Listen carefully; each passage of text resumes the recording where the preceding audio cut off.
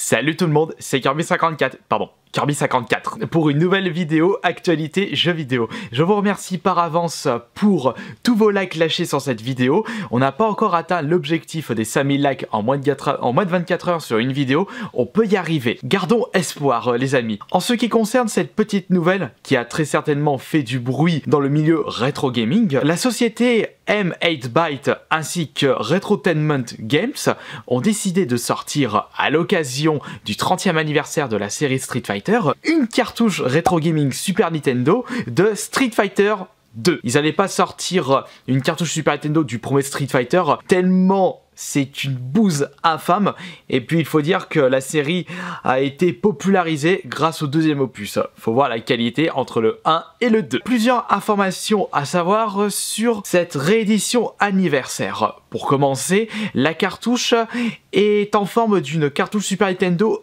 américaine. Regardez.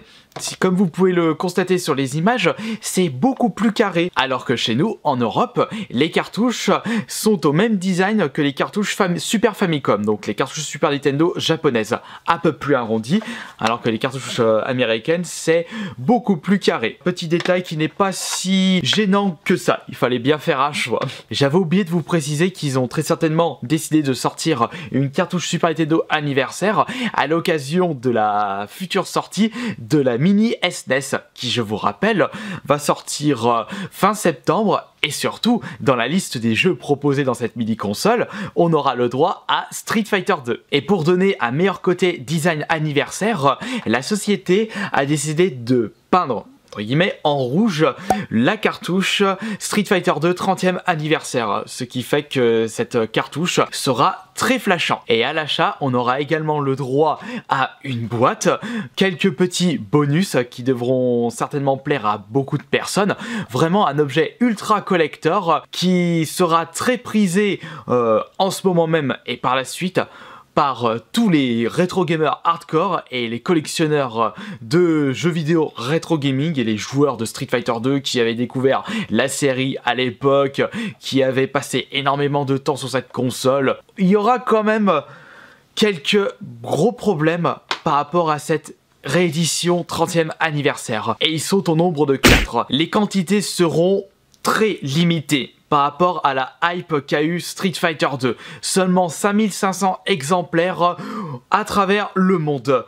Sachant que Street Fighter 2 a quand même été bien vendu à l'époque et qui reste un des meilleurs jeux Super Nintendo, et il y a encore des compétitions autour de ce jeu, je trouve que 5500 exemplaires est un chiffre beaucoup trop bas par rapport à la demande. Deuxième problème, il sera impossible de choisir la couleur, car il n'y aura pas que le rouge proposé à travers cette réédition. Il y aura également la couleur verte, à l'effigie de Blanca, du vert translucide pour être plus précis, qui sera édité à 1000 exemplaires. Et 4500 exemplaires pour la cartouche rouge. C'est dommage car si des personnes trouvent que le vert est dégueulasse, ils voudront bien se rabattre sur une cartouche rouge et vice versa. Je trouve que le vert est assez joli, mais elle claque moins que l'édition rouge. Je sais pas ce que vous en pensez. Un autre gros problème, c'est le prix pratiqué. D'habitude, les éditions limitées sur des sites comme Limited Run ou Plasia, c'est aux alentours de 30-40 $, un petit peu plus pour des éditions collector.